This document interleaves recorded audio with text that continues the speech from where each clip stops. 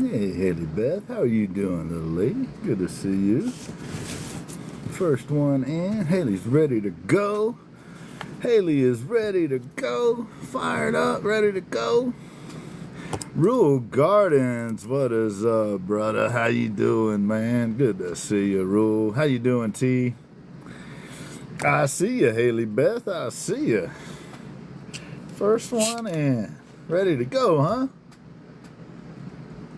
Rachel, what is happening? Good to see you. Oh, man. Just doing our weekly show, brother. Just doing the weekly show. Thank you for the heart, me. I appreciate that. If y'all would like, hey, Laura. I hope the storms haven't blown you away. Thank you, Rule. Appreciate that, buddy. Mirrored. Thank you, Laura. Laura comes in, keeps me straight. There we go. Thanks, Laura. If you can, please send Haley up. We will see if everything's working for her. I don't know. You think she can wait 3 minutes before she starts the... Hey, Kira, thank you. The spiel. I don't know. What do you think? Is she going to be able to do it? Is she going to be able to just sit there and wait? Is it possible? Is she capable? How you doing, Haley? I'm good. Yeah? What you been up to? Working. What you been working on? Definitely got an echo. What you been working on? The diamond knot seal is working on. Oh, it's beautiful, Haley. I like it. Looks good. Hey, Manny. Ash Man. Mic check. 1 2 1 2. Drop it for us. Dude. Ash, drop How's it it going? one time, man. How you guys doing? He's alive. I am. He's alive. That's the most we can hope for today. He survived the crud so far. I did. How you doing, man? I'm good, man. I'm doing better. I'm doing a lot better, actually. Right on. Laura said we in stadium mode. Is it when I came on? Echoes? Or No, it's what? good now. Hey, Okay. Hey, it's good for me. I don't know about the crowd. It's better for me now. Sometimes it just takes a minute to adjust. Haley, would you say just a couple words so we can check your mic again? Make sure you don't have an echo. Yes. Can you? Yes, I can hear you. So Haley's been working on Diamond Dot. Ashman, what have you been up to, man? I have been laying low, not doing well, but now I'm back and I'm doing more and more lives, that sort of thing, and hanging Right out, on. basically. All right. So you're surviving. Is what, Yes. is what I just heard. Yes. I feel you, man. We're all in survival mode, I think. Pretty much. Haley, I know that there's like 30 seconds before 9 o'clock, but if you would like to, you could go ahead and start the show for us. Okay. Hi. Welcome to the Ginn Project Show. My name is Haley Beth, and I'm the owner of Haley Dot. I'm a diamond dot artist. I have a show every Friday night at 6 o'clock p.m. Eastern Standard Time. Tonight, the featured artist is Morbidity. Let's start the show again. Way to go, Haley. That was pretty good, Haley. That was pretty good. That's 2 weeks in a row. We gave her a little taste. Ash, man. I hope they caught that because that was quick. Welcome in, everybody. Thank you for coming. Always good to see all you usual suspects. And thank you for all the people out there in the FYP. We still get ratings when you watch us, so thank you. Appreciate it. Bob, what's happening, man? Good to see you, Bob Not So Ross. That is a original Bob Not So Ross Prince piece right there. Nice. Love it. I finally have something that's big enough that you can see in the corner. Bob hooked it up. There you go. Thanks everybody for coming in. Jerry, I saw Jerry in here. I think I saw Diane pass through here. Now, of course, and I think I saw Ace earlier too. I thought Ace passed through here. Now we know nobody here likes Jerry, but we allow him to stay because he's entertaining. So howdy, Big John, the pinstriper. Hey man, how's it going? So here we go, Jerry. Tell that wife of yours hello for us too, man. Hope she's doing okay. Laura likes you. You can stay. What do you mean? Ashman, a friend of yours just arrived in the chat. And I say that because you're going to have to act right now because she's going to be in close proximity. So like within swiping distance. If you mess up, she could literally come to your house. Woo-wee! So tonight we have somebody on that everybody loves, Freak Morbidity. Freak's a good dude. He's been supporting us since the beginning, just about. Hey, Mama Tegan. He is, I don't know, he's just such a thoughtful, kind, just a good dude, man. He really is just a solid cat. And, you know, he's had some challenges he's had to deal with in life, man. You know, life throws curveballs, injuries, and you know, things happen, man. And he handles it with grace and dignity. And I just dig the dude. I'm a Freak fan. So, and so for us, you know, he started coming through lives in a sense of humor, man. He just, he would have us rolling. Like, I can't tell you how many nights he's had me in tears because I was crying. He's hilarious. He does poetry. He's into music. He does all kinds of stuff, man. He's just an eclectic type dude. So, I think we're going to enjoy it. I think we're going to enjoy a conversation with him. We've wanted to have him on for a long time. I was talking to him last year about being on, and he had some medical stuff he had to deal with, and he just wanted to get kind of a lot of that handled. So his name's been coming up a lot lately, and when it was mentioned to him, we were lucky. Thank you, Rachel. We were lucky that his wife was sitting next to him.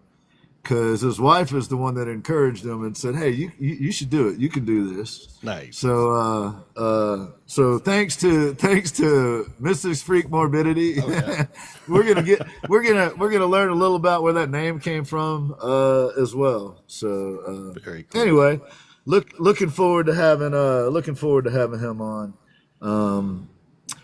Ash, man, as he mentioned earlier, Ash has not been feeling so well lately. He was a little under the weather, so we haven't been doing lives. And full disclosure, I haven't been doing lives either. It's a combination of things. Had other stuff I had to do and had some back issues messing with me for a couple days there. So, hey, Jason, welcome in. So, turn on your notifications. Ashman will be live more often, I think. And I will too, provided I can walk around. I'll be back. We also have some cool stuff that we came out with. We don't want to talk about it too much until our guest comes on because we don't want to catch any restrictions. We'll wait to get the restrictions after the guest has been on. Yes. We don't want to mess things up for our guest. So Ash, you know, we were talking in the meetings, and we were talking about potentially doing some kind of like behind the scenes type content as far as like how the show is made. You know, it's kind of developed over the last 2+ years and how we do it. And now it's a whole organism, man. Like you and I go on and do the face stuff, this part, but all the planning and all the stuff that goes into it, it's interesting, man. Like, believe it or not, there are 2 times a week that are my favorite times a week. You're going to laugh at this. Monday night, we have the production meeting. Monday night at 9:00, we have the production meeting for this show. I do the interview on the phone with the guest, usually on Monday. and then I bring those notes to the meeting, and then at that meeting we all kick around, how we're gonna present this, and what the person wanted to talk about, what they, do they want to have it in kind of a conversational way, or is it a more formal? Like, we make all those type of decisions. You each week, thank you, Kara. You each week have to come up with a topic, because you do Ashman's Basics, which is a whole nother couple hours worth of work, to put together, get everything organized, and maybe not. Maybe you got some of those just in the quill there, but there is 6 or 8 hours of work by multiple people each week to put the show on, to make the show happen, and to do all the things, the posts, and get it on YouTube and all that kind of stuff. So, I'm not supposed to say that. Sorry. But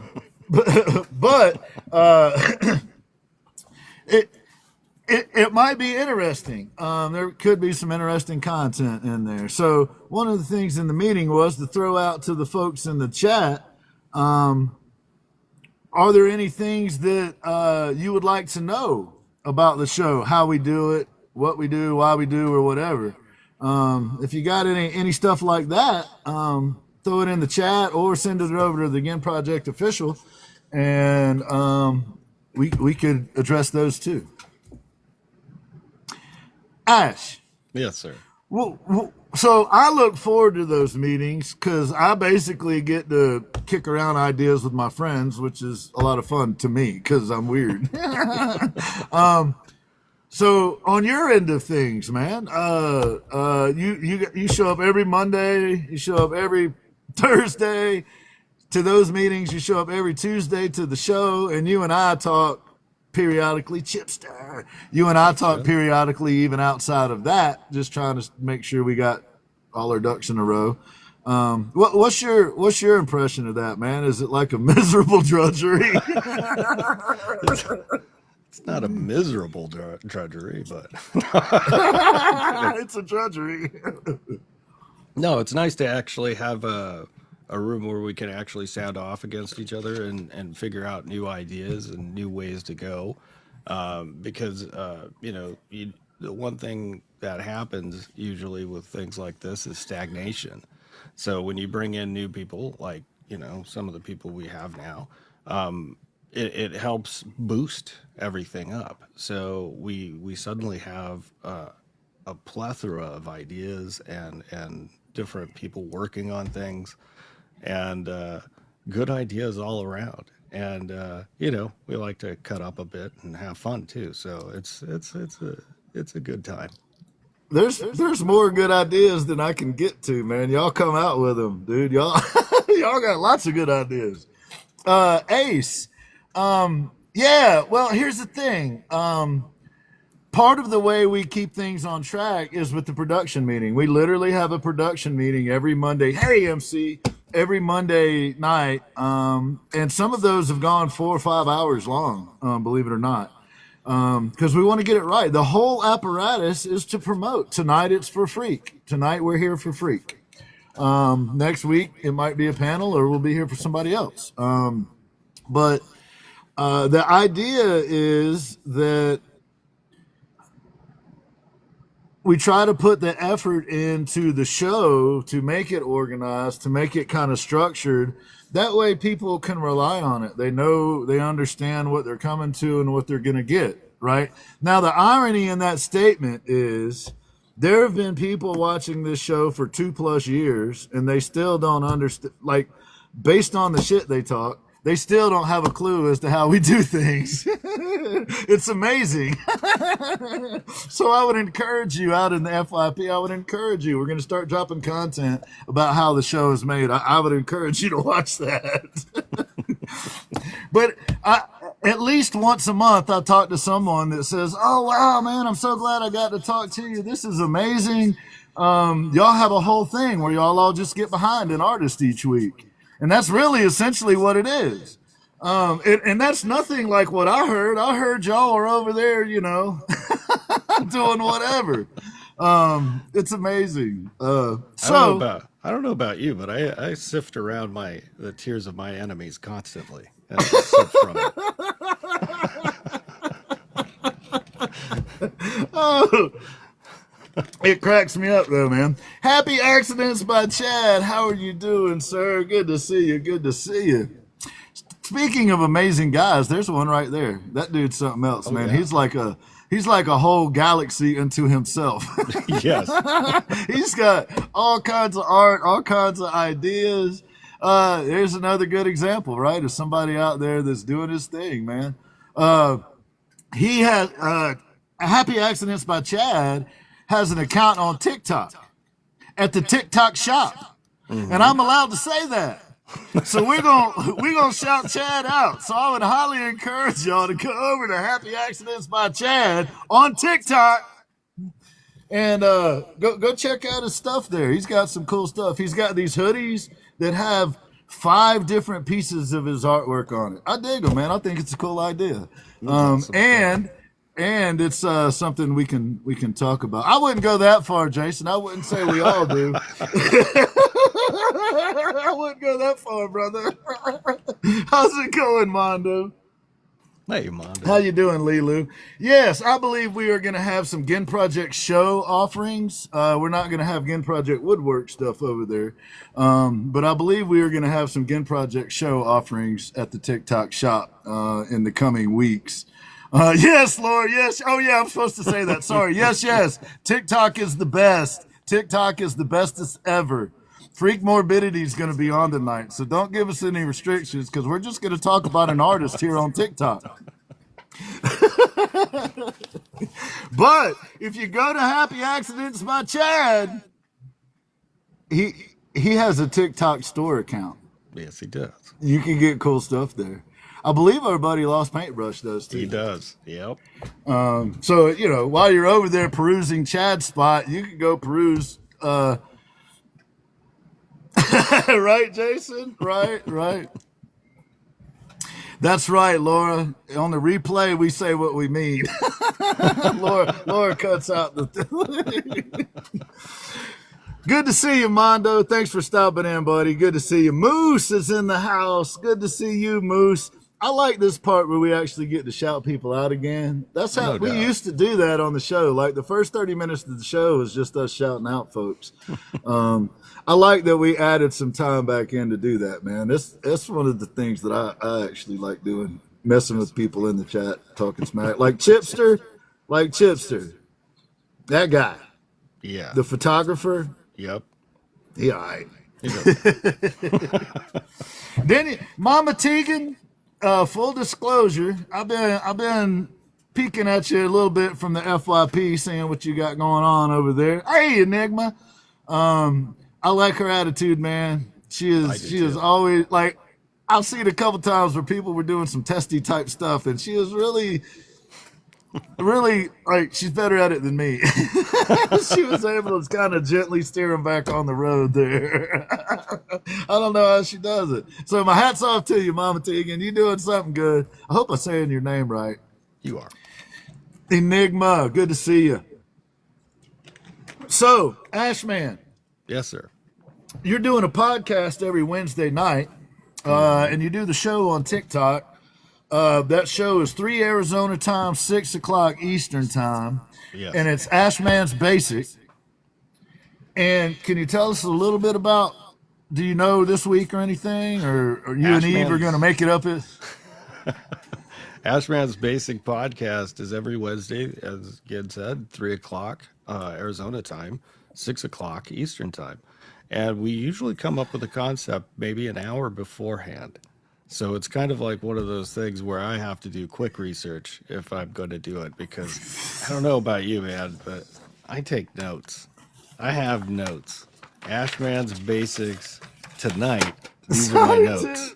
Yes.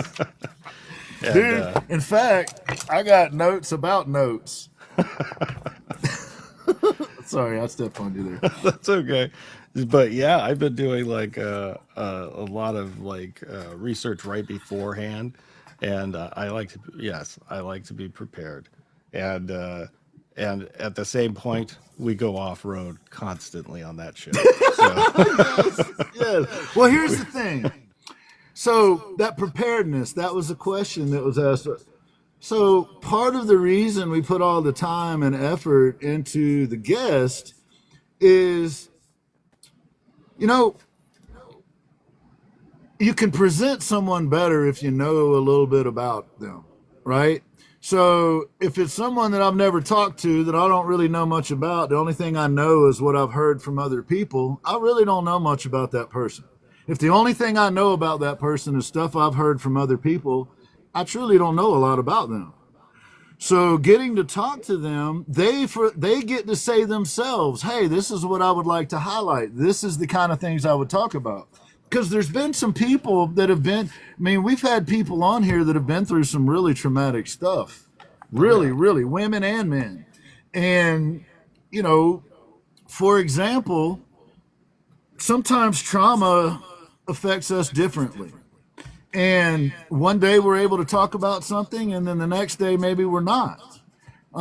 So having the meeting on Monday before the show on Tuesday, it gives the guest that whole time period to think about what was talked about and message me and say, hey, I don't want to talk about that. Or yes, I do want to talk about this. So it gives people time to think through what they're going to talk about, how to present themselves. And you can see the results. Their interviews are better. They have better interviews because there's been a conversation had about the interview. And that allows Ashman and all the mods and everybody to do what they need to do. One of the things we do, for example, if a guest comes on that has people that are problematic, we block those people for their show. And they may or may not get unblocked afterwards, who knows, whatever.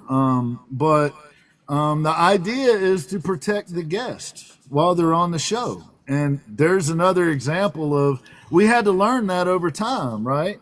We didn't start out doing that 2 years ago.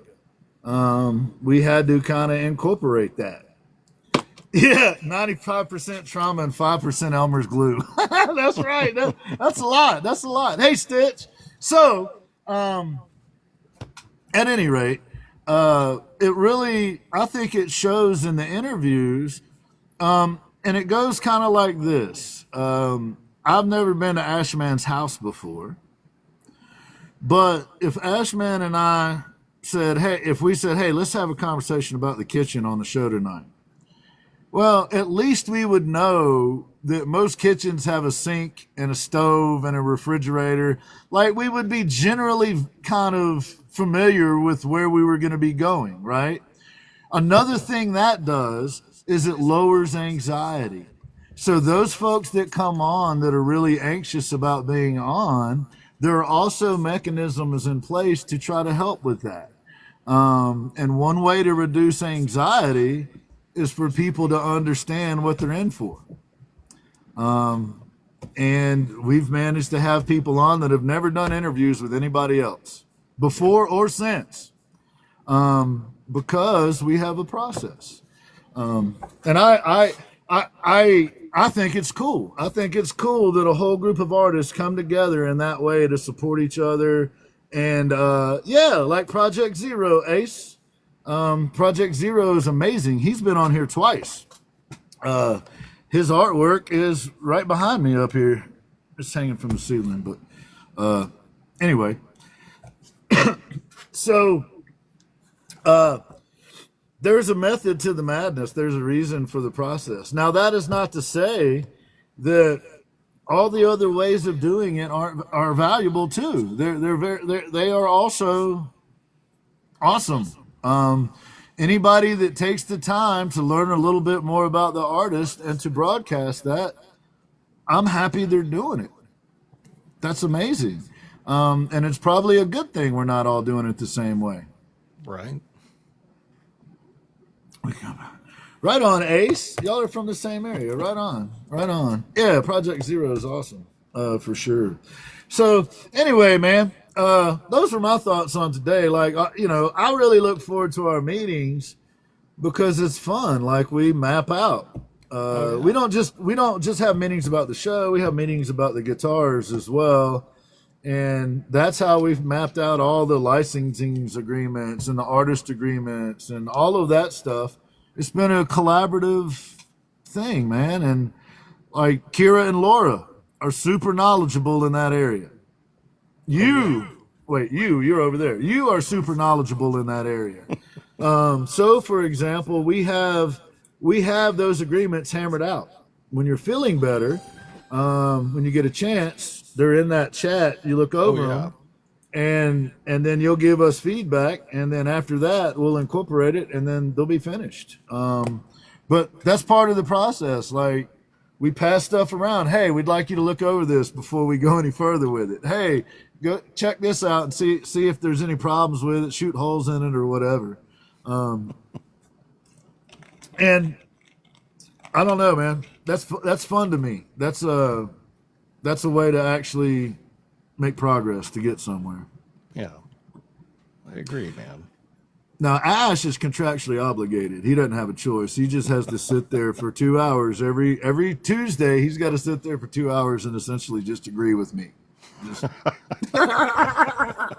It's in the meeting notes. Laura said so. Well, as long as Laura said so, yeah.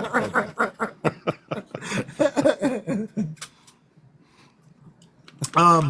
Apparently we have some bad weather in part of the country there, so hopefully Laura's like, I didn't say that. So hopefully everybody like Laura and Kira and all of them are doing okay. Hey Grat, how you doing, man? Good to see you. Hey Lilu. So another interesting thing happened. Kira, I saw today, was working on a piece of art that is a crow with the Ginn Project microphone hanging out of its mouth. Nice. It was pretty cool, man. It's pretty cool. She called it a study. Yeah. Like it isn't one of her normal pieces of art. I think she called it a study. Quick, less detail. Yeah. Gotcha. That makes a lot of sense. Quick, less detail. Well, I still think it took her some hours. Oh yeah. And she's got some more to do. Yeah, she's getting all the composition done and where the lighting's coming from, that sort of thing. So, yeah. She was talking about, like, she was trying to find a background, a color, and she was talking about she was using, like, oh, I could put a look like the crow's gonna have a little purple and a little blue in it. Mm-hmm. So I want the background to be kind of like green or violet or something that I can incorporate. That, you know. It's amazing the way your artist brains work. Yeah, the color theory is what makes things pop, and if you don't have the color theory down, it's gonna just sit there. It's crazy. I've seen you do it though, man. I've seen you have a piece, and then you start adding those little detailed colors in there, and man, it just comes to life. It's amazing. Well, that's the way. It's kind of like the way you work with wood grain, right? You kind of work with it, and you have a composition of how you see it and where you want those grains to be on the final product. So yes, yeah, a lot alike. It's I don't know, man. I'm just fascinated by all of you guys. You the attention to detail is incredible. Artists can see some stuff, especially well-trained artists. Oh yeah, and you can see I'm starting to learn. I'm starting to be able to see a little bit, the difference between someone who kind of has a classical background, you might say. It's like a musician, right? A musician that has a classical background that now plays rock or that now raps or that now does whatever. You see hints. You always see hints of that classical background. Oh yeah. And if you hear enough of their stuff, it'll make these little. Well, Freddie Mercury used to be an opera singer. So, when it went from opera to singing for Queen, it was like boom. And you could just hear it in the singing. So yes. That's wild, man. Is there anybody else that was an opera singer that made it like other than pop? Pavarotti was like, we know everybody knew his name. Yeah. Wasn't he an opera singer? Yeah. And Caruso? Well, that was another one that But was like a big one. I mean, to make it big in the opera scene, like to where everybody knows your name, you've done something. That's amazing. Definitely. And the way that Tom Holland did ballet before Spider-Man. The Four Tenors. Heard that, Mondo. Yeah. The Iron Maiden guy, wasn't he classically Bruce trained? Dickinson. A lot of metal guitarists are classically trained. Oh, a lot of classically people that are trained, into metal are into classical music. Yes. I noticed that too. Oh, yeah. Placido Domingo. There's another name that's familiar. Yeah, there's one.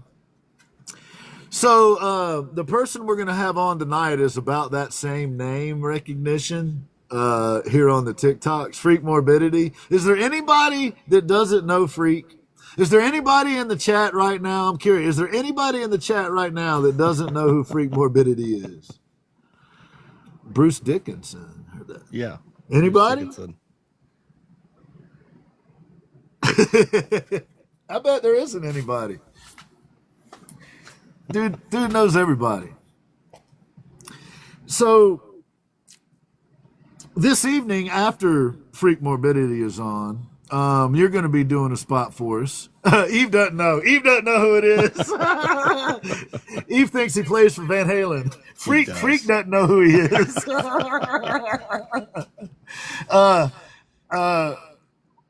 After Freak is on, you're going to do Ashman's Basics. Yes. Can you give us a little teaser? We're going to be talking all about tracing and when to use it, how to use it, is it okay to use it, that sort of thing. Talk about the bust! I knew it was going to be on tracing, and I loved your piece of content. If you watch this piece of content about it, at the very end, he tells you what he's going to do. It's awesome. It's awesome. Yes, Eve. Freak Morbidity was the most recent bass player for Ozzy. For AC/DC. For AC/DC. Oh, man. Somebody's got to tell Cliff Williams he's out. Cliff, you got to go, man. Sorry, you've been replaced by Freak Morbidity. He's just got a much better name than you, Cliff. You got to go. He does what he wants. Oh, yeah. What was the question? Gratimus, the question was, is there anybody that doesn't know Freak Morbidity? I know you know Freak Morbidity, Gratimus. You have to. So if one of the mods would, I know Freak, drop something in the chat so they can find you, and they're going to send you up. We're going to get the mic check. We're going to make sure we had a little echo. Hey, Johnny Ray! Mwah. Hey, we had Johnny. a little echo. We're going to make sure he doesn't have one when we get Freak up here. And I believe he was going to use his camera today. If he doesn't, that's okay. But if he does, we're going to check that out too. Freak, can you hear us? Oh, yes, I had to figure out how to turn the camera on. Holy cow, we can see him too, Freak. I've never had a conversation where I can see you, man. We've talked a few times, but My facial never got to expressions see are going it. to be weird because I'm already smiling enough that it's hurting my face to bear with me.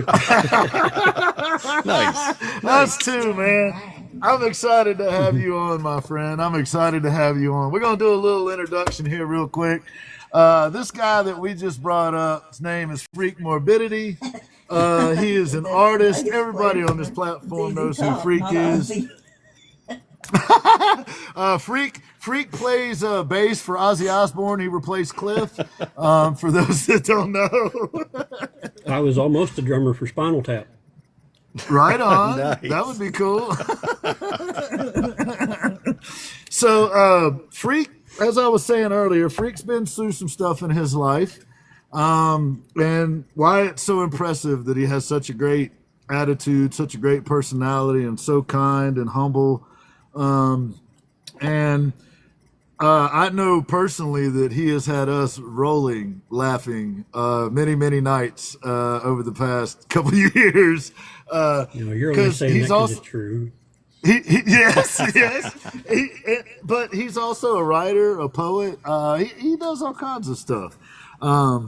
So, welcome to the show, Freak. We're glad to have you here, man. I'm going to give Ashman a minute or two to insult you before we get started. No insulting. This dude is awesome. He shows up all the time, every time. And he is hilarious. He's As much as I hilarious. can. When you can, you do, man. And you show up in full voice with your poetry or with your humor, man. And his poetry is amazing. I've gotten to read a lot of it, and it's very cool stuff. And he's just a good person too, you know. And I gotta say, I love the beard too, man. So I mean, everything. Yes. Very cool. Yes. Yes. Yeah. Well, I just noticed Ash- I got a face like a turtle too, don't Ash, I can vividly remember us throwing out some ideas like we want dad jokes or we want whatever. Oh, yeah. And man, Freak would come through with some stuff that would have us in stitches, man. I don't know where he pulls it from, but he does. So some of this conversation might be a little heavy. Some of it might not be as heavy. Freak's going to talk a little bit about how he got to where he is and his name. And essentially, we're going to start out. Freak was hatched on another planet, and then he was brought to Earth and turned loose on us. He was smuggled to Earth. He was smuggled. Nice. He is the original. He is a real illegal alien. He's from a whole nother galaxy. He is the original G right here. But we're glad you're here, Freak. And your story. Thank you for having me. Your story kind of starts out with a bicycle crash, man. There's some stuff that happened before that, and you're welcome to talk about that. But you were riding your bicycle when you were 14 years old, and a truck had dumped out some gravel. And you ran into that, and it sent you over the handlebars, and you hit your head, and it was a serious head injury. And it throughout your life. I'm trying to summarize here, and please correct me if I get anything wrong. But throughout your life, you were able to kind of notice that in some of the cognitive.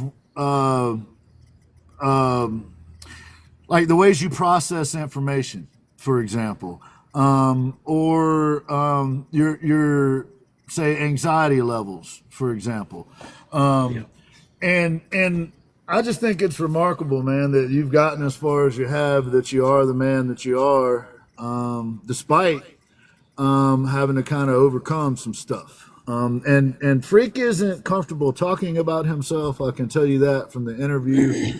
He is a very humble man. So that's why I kind of wanted to lay out some of the story, because he's not going to tell y'all. He ain't going to tell you that part. But he took a header. He went over the handlebars and hit his head, and that's been a challenge. And it hadn't slowed down for him in life. He's been dealing. Now he's 21, and he's been dealing with that since he was 14. Unfortunately, I was born messed up in the head, so I was already prepared for it. There you go. you were prepped. You were prepped. So, Freak, you as I mentioned, man, let's start out with the elephant in the room. You were anxious about being on, right? You're not the first person to ever be anxious about being on. I used to want to throw up before I came on. I get it. I still get anxious before I come on, even after 2+ years. Can you talk a little bit about that? Just, you start out with that day that the accident happened, and then kind of move us forward on, your life and how you managed it from that point. And here's where I draw a blank, folks. That's all right. That's all right. So the accident itself. I'm sorry. Go ahead. You got it. Okay, you go ahead. I'm sorry. The accident itself, it happened when you were just out playing. You were a kid, right? You're just out riding around. Yeah, I was riding my bicycle down a hill with no hands. because I was asleep. Yes, I was enjoying flying down the hill like this. I'm with you. And I passed a fence row that had trees growing on it, which blocked the view of the dump truck that was there dumping gravel in this driveway. And I hit the gravel, and instead of rolling over it all bumpy, it stopped me dead and slammed me into the road. And I was actually unconscious for about 15 minutes. Oh, wow. And I had a big old bruise on the back of my head for about 4 months. It was almost black. It didn't break my skull, but it bruised the bone to where it's, I don't know how well you can see it on the camera. This right here, there's a lump right there that sticks out further than the rest. That's where I came down on the rock at. There's even a wrinkle under your lump. Oh, we call that my hot dog bun. And who is we? Me and my wife. Yes, My she's wife awesome. is Miss Morbidity in the chat, by the way. Nice. And we would like to say a special thank you to Miss Morbidity. Is she nearby? Can she hear us by any chance? She's right next to me. Miss Morbidity, thank you so much for telling your husband that he should do this, because you are absolutely 100% right. He absolutely should, would, and could do this, and he is doing it right now. And we owe you a debt of gratitude, Mrs. Morbidity. So thank you for supporting him in that way. That's amazing. She's been my main support, and I've had bad anxiety problems most of my life. I don't know if that's contributed to the injuries like other things are or not, but that's just something that's been a mainstay anyway. And the older I get, the worse it gets. There was a point where not just everything in life, but mistakes that I had made myself all got to me too bad at a point, and I almost wasn't able to carry on. And I just happened to meet her about that time, and she helped bring me back to life. And she'd been working on bringing me back ever since, and slow and stubborn. But she's doing a good job, man. She's doing a good job patching you back together. Like you asked me to do this a little over a year ago, and I was like, no. You want like, no, again, maybe one day, man, but I ain't ready for that yet. Well, here's that day, man. You put the work on. Here's the thing, and maybe I conflated two things that weren't causal, but head injuries in general across the board have higher incidence rate reported later of anxiety and kind of stress related stuff. So we know that there is a relationship between head trauma and things like anxiety, depression, those type of things. We don't understand it fully, but we do know that there's a relationship there. So I think I probably said that improperly. We don't know 100% that the anxiety stuff comes from the head injury. They could have been independent of each other. I never could say for sure. But based on the background that I had and the people that I've worked with, I do know that there is a relationship between serious head traumas, just like people that have had heart attacks. My stepfather, Ginn, went through this. After his heart attack, his personality changed slightly. Some of the things he was into before, he was no longer into, and some things he wasn't into before, he was now into. So head injuries do some, or trauma, not just head injuries, but even like trauma to your heart can have that effect. So the possibility exists that you had it kind of doubled down for you, right? You already had the anxiety thing going on, and then the trauma to your gourd probably didn't help things at all. Thank you, Miss Morbidity. Some sense out of me as well as knock some into me. kind of a trade-off. Kind of a trade-off. Well, one of the effects of that, we're almost kind of starting backwards, but one of the effects of that, one of your passions is poetry. You're a poet. And here of late, the words have been more difficult for you, the way you would describe it. In our conversation, you were saying, for example, that coming up with synonyms for words was sometimes challenging. And it seems to be getting better because you've been working on it. So tell us a little bit about just you being into poetry and words. And start of it was, as far as that goes, when I was in high school, they had an assignment, write what was it, a 1,000-word essay, did I say? Or a poem of any length.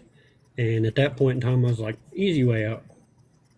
But I ended up writing a poem, did it serious, and the English teacher liked it and said that, asked if I'd ever written any before, and I said that was my first one, and she said, you're going to be a writer when you grow up.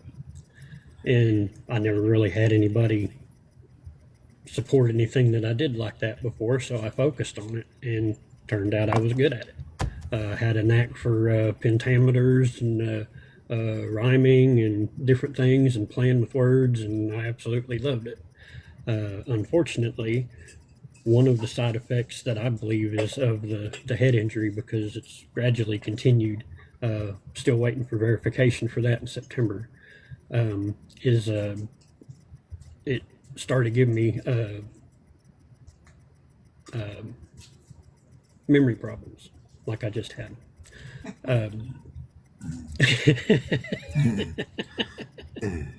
And over time, last couple of years, it's been interfering with the way I'm able to put words together, because of remembering what words go where, and definitions of words and synonyms, like you said, and everything. So it's been challenging. I've been trying to practice on that to get back to where I can, and slowly been able to. There's several different poets like Pam Walsh and the crew that, I'm horrible with names. There's a lot of them that I can't remember. Jay Sean and Pam and yes. Some of the other poets and stuff. And I absolutely love their work. It's not the style that I write in, but I absolutely love it. So I catch that whenever I'm able to. And Humble Haster is on here, TikTok. He's a good friend of mine. Yeah, he was the way in here that he earlier. has with words and writes lyrics and stuff like that. Yes. Has really been motivating me and pushing my words back out again. I just happen to click with the way he does things, and it's waking everything back up for me. That's awesome. That's amazing. Yes, yes. You mentioned that when we were talking yesterday. You mentioned Humble Haster and how that kind of was influenced. And man, that's such a wonderful thing about this platform and the community on it. You know, you found somebody out there that you could connect with, and he was kind enough to respond, right? That's cool. You know, that you found somebody like that out there that, and yeah, Humble Haster, he's definitely an artist, does all kinds of different cool stuff, creates content and music and like poetry, like you said. So yeah, man, I think it's wonderful. That's how a community can embrace someone and elevate them. Right, you know, he helps you up your game. It isn't a contest. You're not taking anything away from each other. If you both became world-renowned poets, that just means we got two world-renowned poets, right? So I think it's wonderful. I think that's fantastic. There is an abundance of people that I can't name right off the top of my head because of my memory and everything. Right. If I've ever shared your work, liked any of your stuff, you are part of the inspiration in my world. Yes. Humble says down there, he was honored that Morbidity reached out to him. So I get that. I get that. Yes. Freak mentioned that, and that's what I'm saying, man. That is so cool that he responded, that he handled that the way that he did, man. You know, with kindness and grace and generosity.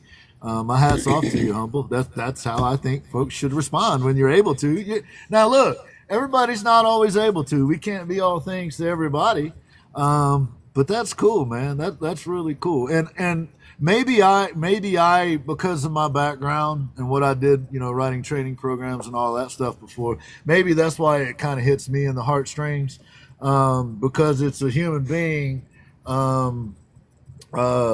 Recognizing that they have something that could be helpful to another human being and sharing it. Simple as that.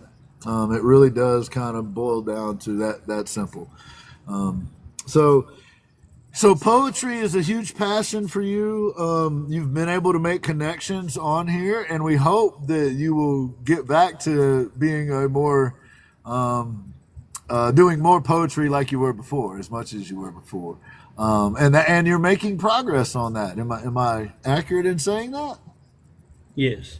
I found that years ago, before I had any hindrances in it, I could sit down and write like I was breathing. And that that's part of what's been stalled out over a period of time. And I found myself lately finding that I'm putting some together in comments for people, and different things that different people are saying is sparking rhymes and stuff in my head, and I've been going with every bit of it.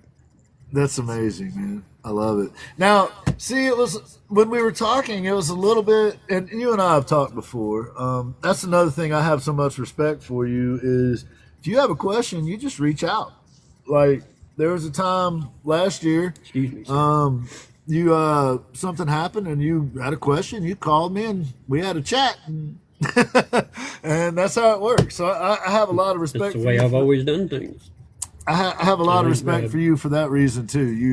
You're a very direct guy. You know if you have a question, you just reach out and ask the question, and that's in my opinion the way to do things. So it was confusing for me a little bit because of what I was talking about earlier, which is Ash and I have been on the receiving end. We've benefited from your sense of humor and your ability to play with words.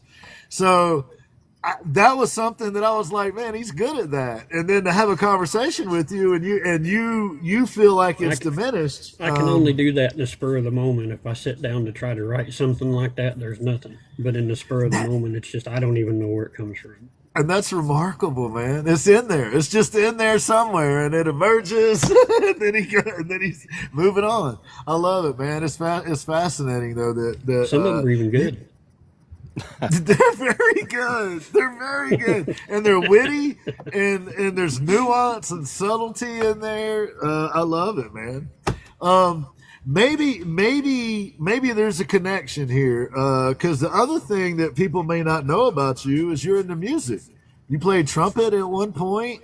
You think musically. In our conversation, you were saying like you kind of understand. I can still hear every bit of what I want to do in my head. I just can no longer remember how to read sheet music or understand it.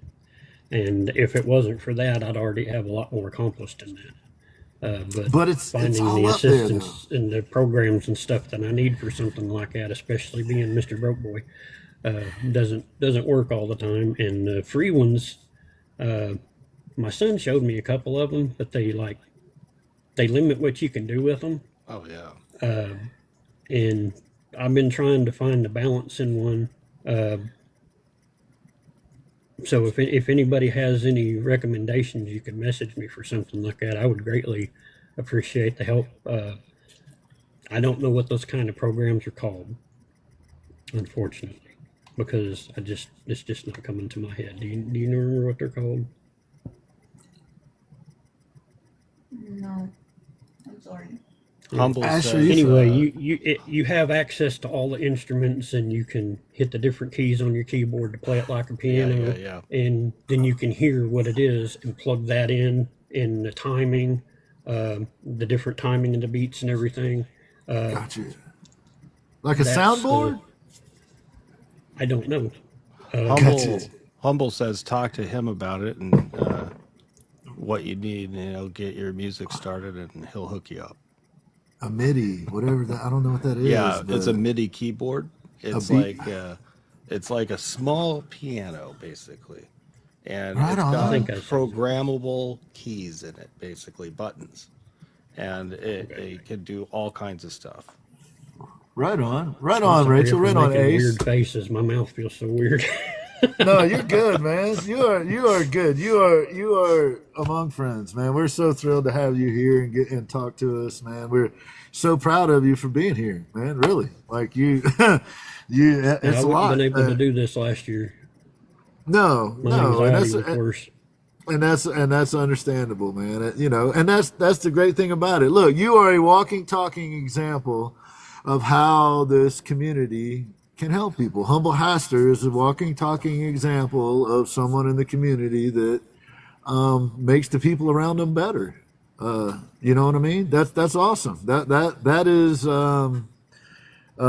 that isn't something you always find, right? So I love it. You know, I was a skeptic. We talked a little about TikTok and all of that. I was just going to use this platform to post some time lapse stuff of things that I thought folks might find interesting, whether it's antique restorations or guitars or furniture or whatever. And then I ran into people like this guy and you, Freak, and it's like family. It's like we're a big kind of we're like this big dysfunctional that sort of functions family. You know, we all kind of lean on each other when we need it, and then are available to be leaned on when it's necessary. Oh, go that's ahead. the way I see it. What did you say?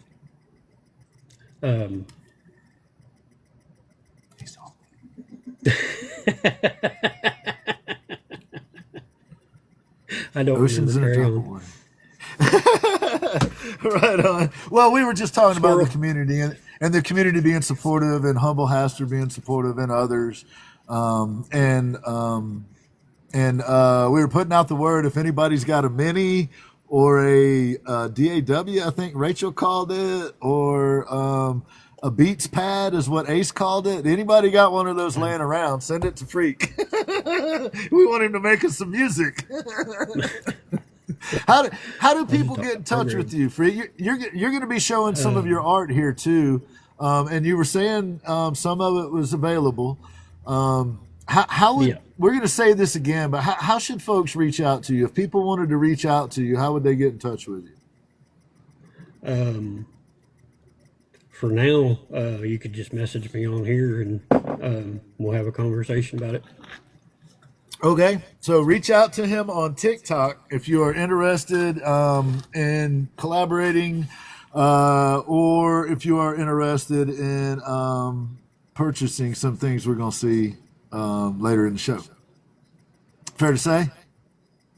Yeah. All right. So you do poetry, you do music, you started writing in high school, but you do ink drawings as well. Yeah. Can you tell us a little bit about how that got started, and maybe show us a couple of them or a few of them if you're able to or willing to, or if you have them around? Yeah. I actually forgot all about my book until about 5 minutes before the show started, and she said something about the book. I was like, oh. And, Miss Morbidity it was comes awkward, through. so I just took some pages out. All right. Okay. Well, Miss Morbidity, thank you again. We appreciate you. My wife does the same thing, Miss Morbidity. If between my wife and Laura, that's pretty much how I stay on track. I think they might talk to each other too. I'm not sure. I just basically, I sketched around a little bit when I was younger, you know, doodles, cars, planes, different things that everybody does. And my art teacher in high school commented on some of my stuff, and I never thought it was as good as what she said it was. And then other people told me that some of my stuff was okay, so I started taking it serious, just like poetry. But the closer I got to poetry, the more I strayed away from art. Over these last few years, where poetry has been harder for me, I've gone back into artistry and have been, my main goal is, I love clouds. I take pictures of clouds. I use PixArt. I don't know if I can say that or not. I use a program to mirror them, and then sometimes add digital filters to them. Sometimes makes them look like psychedelic paintings and stuff. Oh yeah. But I've come to love just the mirrored ones because I still see faces. I never yeah. never quit seeing faces and shapes. And sometimes when you mirror those clouds all the way down, there's faces stacked on top of each other like totem pole. I would love to be able to draw some of the stuff I see. So I started getting back into art, and if I seen a style that I liked that I thought might help me, I'd try it and see if I could do that style. That's why my stuff, you'll only see a couple things of something and then it'll switch gears. I'm constantly finding more to teach myself how to draw what I see in the clouds is my ultimate goal. And all this other stuff is stuff I'm figuring out in the meantime on the way there. This is one of the ones that is filtered. I just made Cool. a lot of these that are geometrically placed like this. When I first started making them, I thought that I would use them for backgrounds for poetry. So that's what I did with them for a long time until I got tired of the words being in the way of the details. So I quit putting words over them and just enjoy the pictures. Right on, man. That's cool. Another example of that. I don't have any of the ones that are not filtered. A phoenix? Yeah. Everybody sees something different too, and that's one of the things I love. Different people see different things. Like this one looks like some kind of a feline alien face over top of a little pupa-looking creature. Yeah. Well, sorry about the light reflections. That's okay. But, I can see that. That's what I see. And the good thing about it is you can turn them however you want to, and you see stuff both ways. That's amazing. And I don't know Very about cool. this one, but for me, it's like an eye, a nose, a mustache, a mouth. It looks kind of like a cartoon character of sorts. And like pointed eyebrows up over his eyes, like he's surprised. Got a surprise look. There on you his go. face. That's what I see. But that might not be what you see. You might see something completely different, and that's the awesome part about it. Like somebody said, alien In my the opinion, Rorschach test, like the ink Yes. blot test, I think I'm with Ace. I saw an alien temple there. Oh, wow. A lot of them end up looking like rabbit creatures. It looks like an H.R. Geiger piece. It's really cool looking. And this Pareidolia, is why I yes. want to learn to I'm draw what I see. Didn't I actually SA have. I'm sorry. Go ahead. No, go ahead, please. I'm sorry.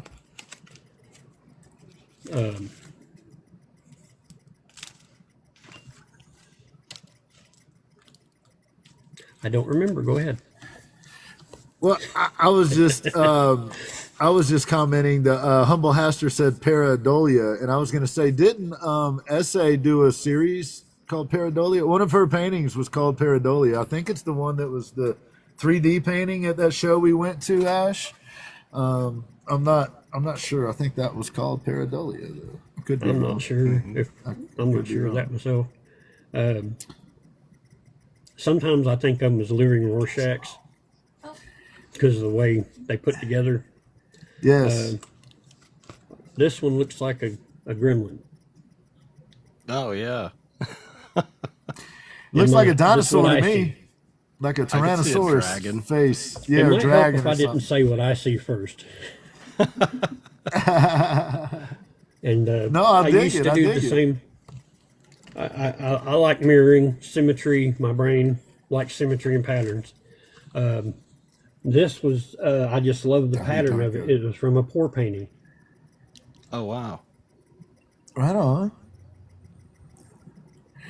Humble Haster said most of the best drawings started from random scribbles. And Ace Artistry said Donnie Darko. I swear I see it. Oh, yeah. I can Yes. see that. I can see that. Yeah, Jerry, I saw the dragon too, man. I'm trying to remember. Yeah, Humble. Yeah, man. I'm I was familiar. specifically going to show you one. Oh, there it is. Okay. This is an example of one that I saw in the clouds. Oh, And I cool. drew the, I don't know what you would call that style. I knew at one point in time. The style of it is the way that I saw it in the clouds, so that's the way that I drew it. When I first had trouble doing that, I just filled in all the spots Oh, wow. Oh, wow. into the black so that the faces would show. And that's two faces on top of each other that I see. Yes. Oh, yeah. Yeah, I see that. Yes. 100%. I don't know if you would call it the tism or whatever, but symmetry satisfies me Tism. greatly. And I don't naturally draw symmetry. The stuff that I draw, I will draw part of it and then put it on the light table and trace it and then flip it and trace it again There so you that go. I have my symmetry, because I can't do that by hand. There's something in my head that won't let me, but it still makes me do it. So that's the only way that I figured it out. I don't consider that cheating because I'm tracing my own stuff. And that has tracing my own stuff has actually helped improve the way that I develop my own style and everything, because it's teaching my hand that memory of how to make those curves without my hand shaking so bad because I want to get it right. So the less control I have over my hands, the more that helps. And I don't know whether you can see it or not. If you can see all the lumps in my hand right there, Oh, yeah. that is Yeah. Dupuytren syndrome. And it forms on your tendons and it will start to draw your fingers in like that. It's already started doing it on my hand. This is my art hand. I haven't been able to teach this hand how to do anything I've wanted it to over the years. So there's going to come a point in time in the future where for a few months I'm going to try to focus on words more than art because I won't have my art hand ready. Is that something that can be surgically remedied, or is that progressive? It can. It's probably already to the point where they can, but I have to wait for my insurance to be able to approve me for it to have it. How it goes. I understand. I understand. I go back into showing some stuff. Yes, sir. This is one of my favorites. Oh, It also looks like an evil rabbit I dig to it. me. A lot of them end up looking like rabbits. it So I don't looks show like a lot of rabbit those. with like a mandible, kind of insect mandible thing going on, too. This one is, I don't know how well you can see that. I'm trying not to glare it. Oh, look, we can see it. Oh, yeah. This face is stacked up. It looks Yep. like the Grinch is the second the one bottom up. one The looks Grinch like a is upset. juggernaut with an ogre hovering over him and then something else over top of him. That's what it looks like to me. I got a guy doing this on the bottom, and then a Grinch on top. But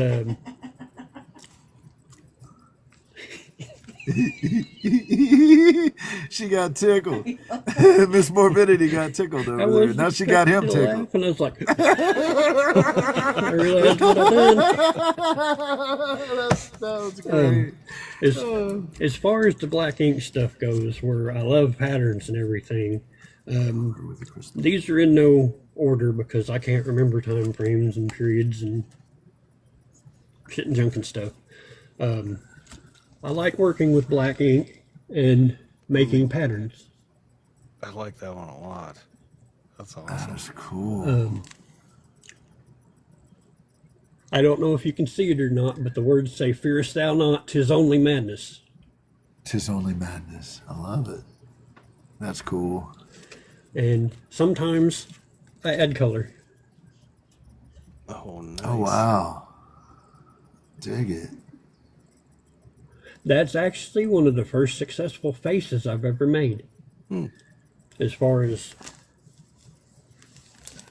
I'm sorry, as far as faces go. But I don't use color as much as I do black ink, although I don't have a lot of the stuff that I used to make show for it because I lost a lot over the years. But sometimes I get lucky and the colors turn out well.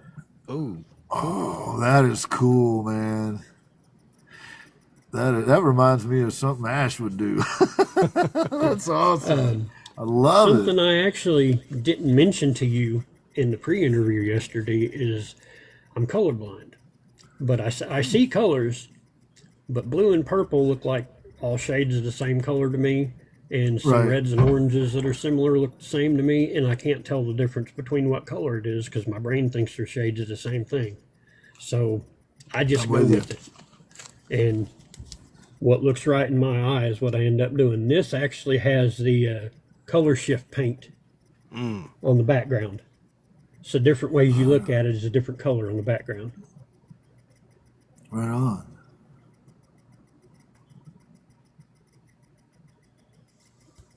Heard that, Ace. Yeah, I'm more along the lines of Freak there. There's certain colors I have trouble distinguishing between. These are faces that I saw in the clouds but added more detail to. Oh, wow. Oh, cool. I love it. Ah! That's cool. That's awesome. I love the eyes in that one. Oh, yeah. I haven't told you again, one of my favorite things is there's several was my different fault. times when you've talked about me, you went to go say what I do and you're like, he's a really good guy.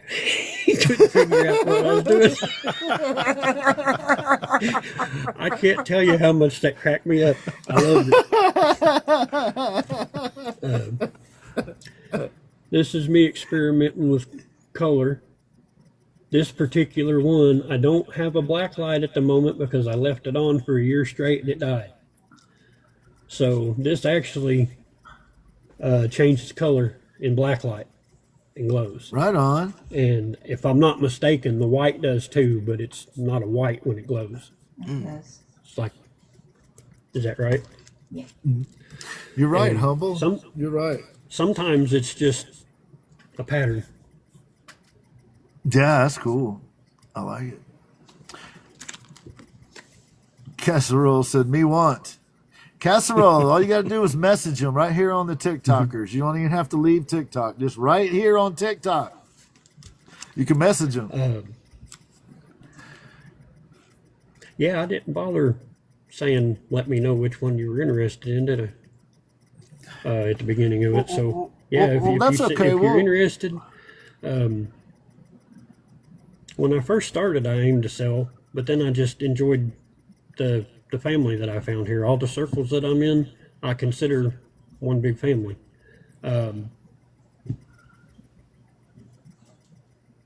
Me too, man. Once again, I can't remember where I'm going with that. I told you I had trouble staying on track. It's okay. Haster said if you scan them in, he can print them. Then you can make I'd like prints to of get them. some stickers made. And not have to. Well, give me a call. We'll talk. We might be able to Okay. help you out on that. But I quit trying to sell them at some point and just enjoyed it because I got more satisfaction out of sharing everybody else's stuff to try to get them attention. And this is something that I considered I started doing until my words started flowing again. But if you see something that you are interested in, it is up for sale. It's a long-winded way of saying that. You're welcome. Well, This one is my voodoo mask of myself. Oh, That's yeah, very I cool. can See see the it. resemblance or not. I can see it. Nice. But that was my only self-portrait that I've ever done.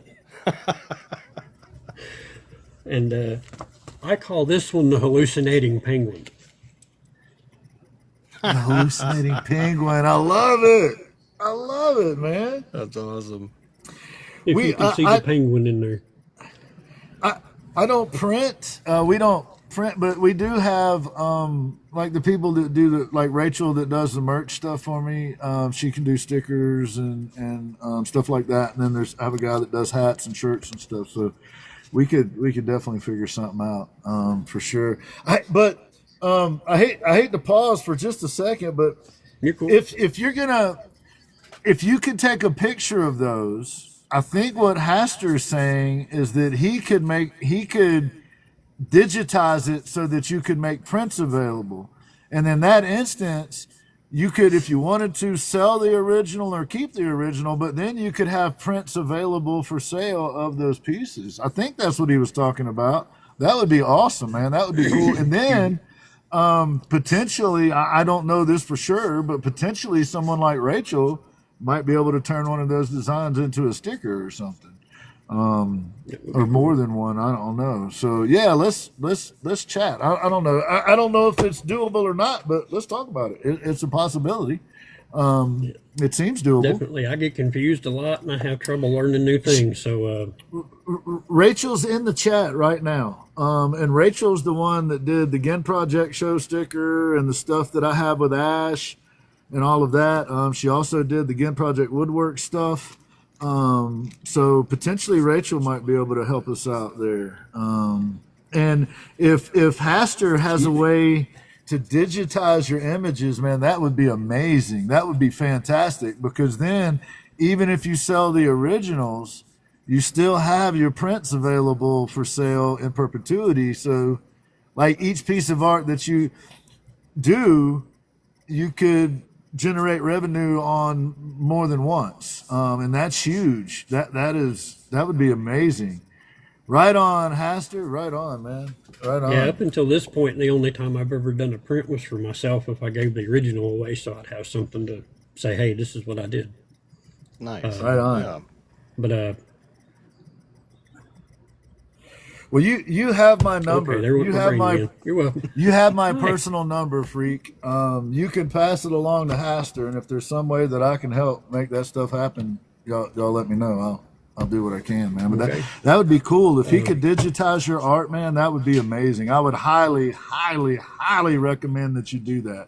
I would even go so definitely far as talk to with say you about Miss that. Morbidity. Follow up on that. He could She get will paid for remind his me of art that. more than once.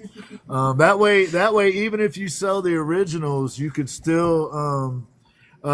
And Stitch would like a print. Yeah, I would like one. I would like one too, man. I'm reluctant on the originals because I think that's a great idea, man. I would like to have one too. Absolutely. Spurs. So I'm sorry to put a little break there, but that might be an opportunity right You're there, right. man. We might be able to do something with that there, freak. Yes, Mama Tegan. Yes, I agree. Some of those stuff was really cool, and having prints available of it. I think as a community, maybe we might have enough people in here. We could figure out how to make that happen over time. Right on. Sorry, I Do can't you keep my have face still.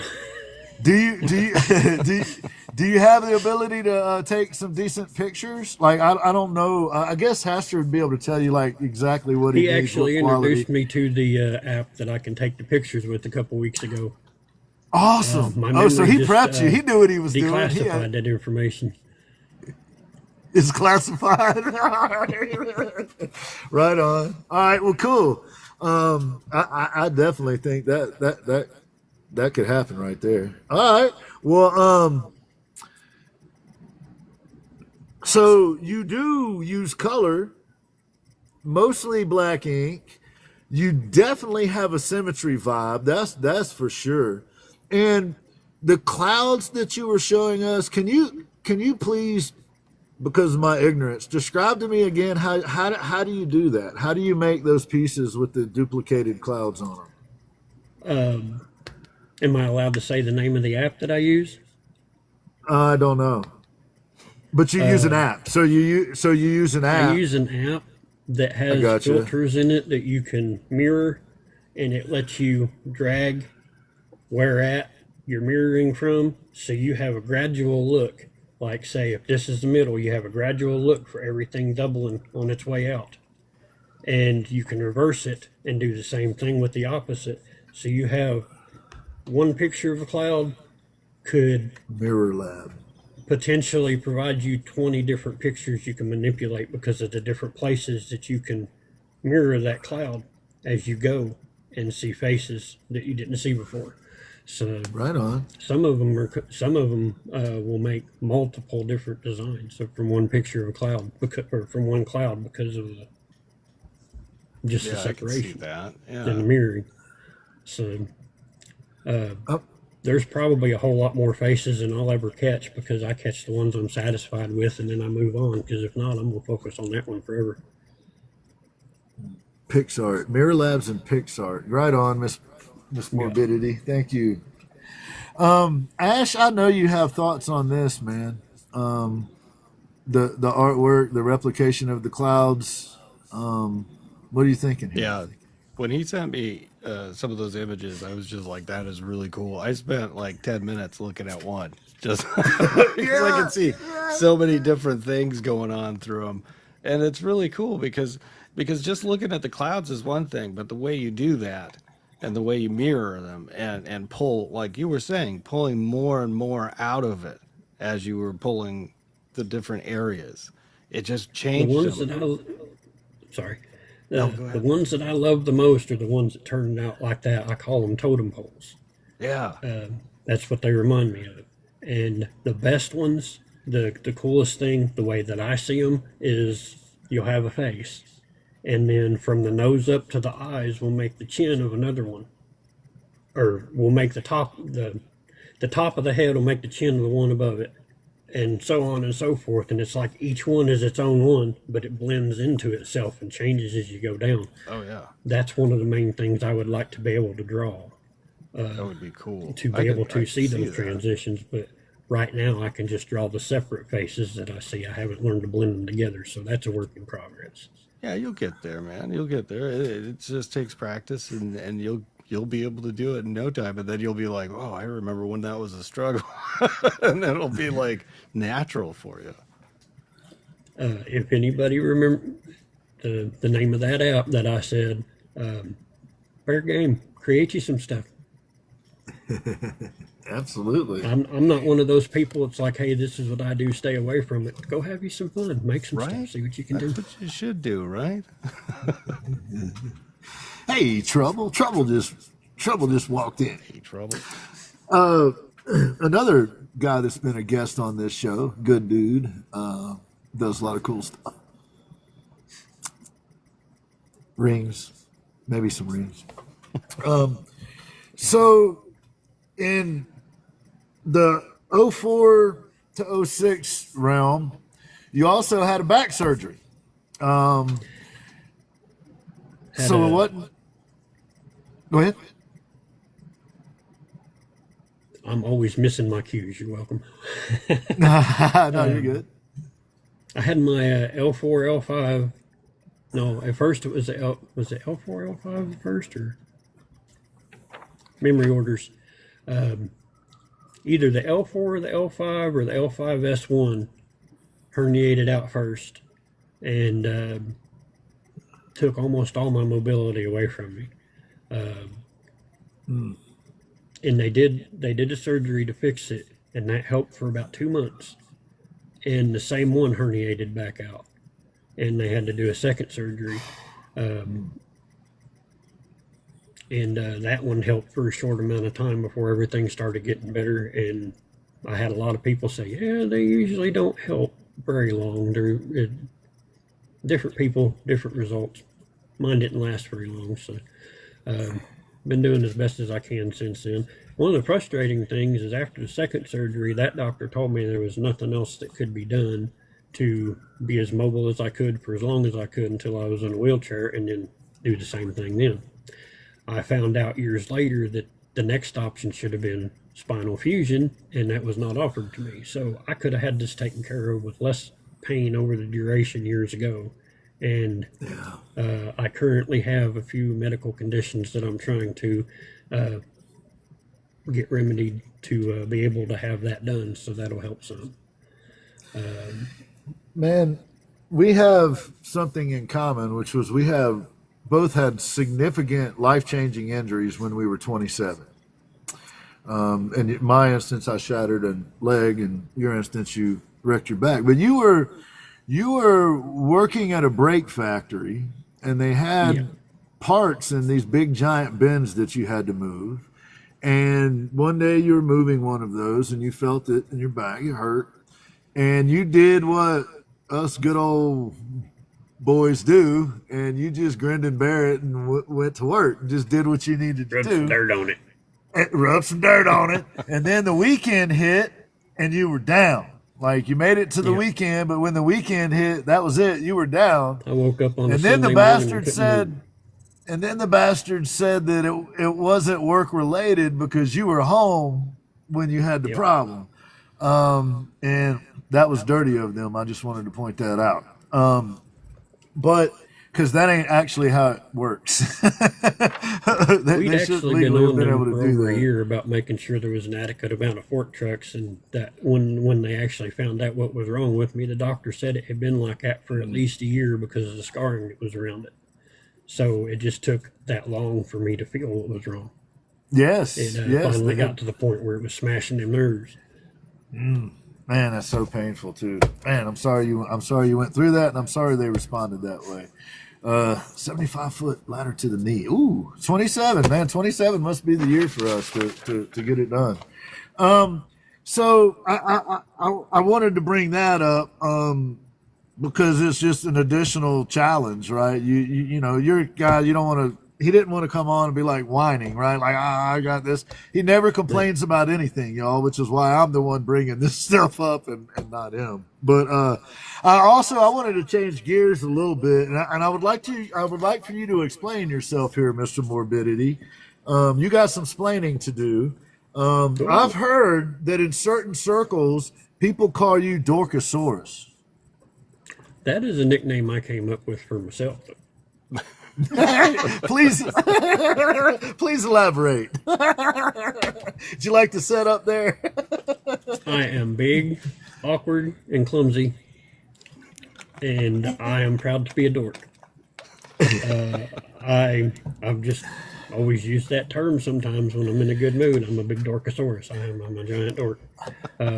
Anytime you've ever seen me go rawr in the comments or anything, it's because I'm a dorkosaurus. Yes. All right. So I would like to put a challenge out there to the people, and I want y'all to spread the word far and wide. We need images of Dorkosauruses because we're going to take the best ones and we're going to get them to Rachel, and we're going to see if we can figure out how to get them turned into a sticker. We need a Dorkosaurus sticker for Freak Morbidity. So please, people, if you could, we need renditions, we need sketches, we need whatever your medium is, we need you to create Dorkosauruses. Please, for the love of God, we need Dorkosauruses. Could you please do that for us? If you have any talent, at all, Good. Unlike me, if you are talented and you can draw and such. Hey, wait a minute. You're doing a lot of art lately. You should do one. You got to put your money where your mouth is. I am gonna do a Dorkosaurus. There you go. Just like I've done Ashman forgeries. If Ashman does a Dorkosaurus, I will do a forgery of his Dorkosaurus. I'll do that. And anybody that takes the liberties, you're welcome to make it look as much like me as possible. It wouldn't be fun otherwise. So please, y'all, seriously, draw some simple little sketches, stuff of Dorkosaurus. Let's see if we can add it to his collection. I think Humble is going to help him get some of his art digitized. And maybe we can figure out how to get a couple of these pieces of artwork turned into something that he can have as merch. How about that? What do you think about that? I like it. But what's your Ace would like to know, what is your favorite dinosaur? I know what your favorite dinosaur is. Favorite dinosaur? Dorkosaurus. Pterodactyl. Pterodactyl. They fly, don't they? Surprisingly, for a land animal, it's a pterodactyl. I did not know Dorkosauruses flew. We don't. Well, if straight down is the direction. It's straight down.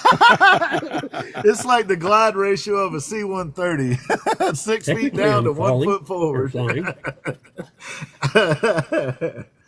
All right. So if you create an image of a Dorkosaurus, please send it to the Ginn Project official at that mail place that has a G in front of it.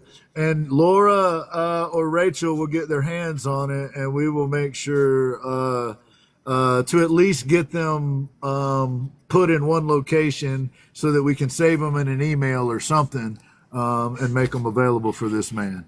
I like the idea, man. I like it. We got to figure out how to get your stuff digitized. I think Mr. Haster's on that. And we got to figure out how maybe we can get you some stickers out of some Dorkosauruses. And potentially some of your artwork. The first step in that, though, is digitizing it. If Haster can digitize it for you, then those can be reformatted to make all kinds of cool stuff with. So I think he's on point there. I think that would be amazing, man, if we could we could figure that out. And I will come up with some sort of a rendition of a Dorkosaurus this week. I don't know how. It's going to be rudimentary. It's going to look like all of my artwork. It's going to look like somebody in 3rd grade did it. Because here's the thing, freak. I don't know any of the fundamentals, man. I don't know any of it. 2D is difficult for me. I build stuff. I build stuff 3D, man. The 2D thing confuses me. I get lost. So if you would like any of the artwork that he showed today, hopefully we can get it digitized before he sends you the original. The posts that I've made on my TikTok, most of those drawings that are in those posts are what I have available. I've given some of them away as birthday gifts and stuff, but cool. If I have it, it'll be available.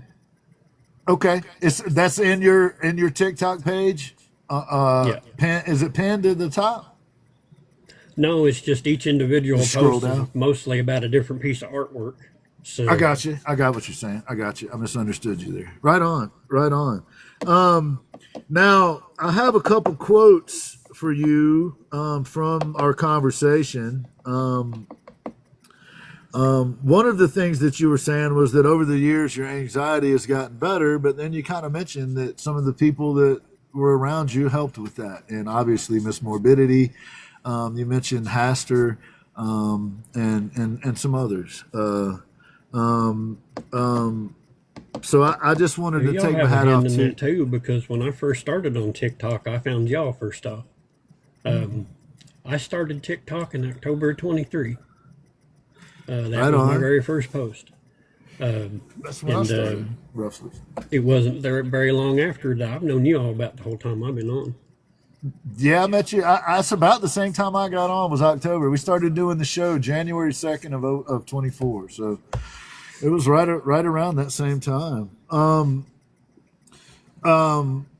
You mentioned that you hope to find a comfort level with your interactions, man. I think maybe you don't see it, but you certainly make all of us more comfortable. So that's a pretty damn good this starting has been point. Completely awesome for me. As nervous as I am, this has been awesome. So I have, except for my face. I have two more quotes of yours. One, that you are a real wizard, and the other one is that you've always been hilarious. Damn it! So those are also could potentially be stickers or T-shirts or something. I've always been hilarious, damn it. It would be a great T-shirt or sticker. And he is a real wizard would also be Absolutely. a really good featured thing. So maybe we jot those two down and we match one of those with one of your pieces of art or one of these Dorkosaurus. I know that people are going to come through. I'm absolutely confident. They're going to pass the word. They're going to get people to draw Dorkosauruses, and by next week on the show, I'll be able to show some pictures, like on the green screen of some of the stuff that I'm sure of it. I'm sure somebody's going to come through, and I will have a conversation with our folks and see what we might be able to do. With some digitized copies of some stuff. I love it. That's amazing. Freak, we hope you get back to writing horror poetry, my friend. I know that some. Yes! Yes! The beard is in it. He's even got the beard, the hat. Look at that. We already have one on the board, ladies and gentlemen. That is awesome. Hey, Harold, how's it going? That is awesome. So we already got one on the board. We got one Dorkosaurus. I implore y'all, please, if there is ever a man on this platform that deserve the help of the art community and getting some stuff going, it's this guy right here. Freak, there is not a person on here that hasn't benefited from Freak Morbidity. This guy is supportive of everybody on the platform, no matter who you are. Hubble's got a sketch too, man. There's two already. So please, folks, please, this is why we're here. This is why we do this, to support each other, to try to help each other out. And this is a good opportunity to do exactly that. So spread the word. It should be fun. We want to have a few Dorkasauruses made. We're going to muddle through those, and we're going to see if we can somehow turn those into some merch for this guy. We'll see what happens. Ashman, you have any parting words for this gentleman before we send him to the gate? You make me happy every time you come in, dude. Every time I see your name, I love saying it. Freak! It's so cool to see you. I love hearing it. It's always been my favorite nickname. It's just awesome. And you're always welcome at any point, man. You're just freaking cool. And getting to actually see you face to face and hang out for a little bit, that's just awesome, man. Getting to know you better is cool. Just really cool. And keep up with the art, man, and the poetry. Poetry's amazing. Amazing stuff. Yes, it is. Yes, yeah, man. He's definitely got that thing, man. Whatever it is, he's able. I don't know how he does it, but he comes up with these little phrases or sayings, and they have like 3 or 4 different meanings, which is what makes them awesome. Harold, They're highly adaptable. Harold, please send us something to the Ginn Project official at that Gmail place, and we'll get you on. I didn't know you were interested, man. We'll put you on the list. Little Morbid Parables. Yes, those could be good too. Little Morbid Parables. He's gonna have a whole line of stuff, man. That could be cool. Freak, my friend. That could have been dangerous.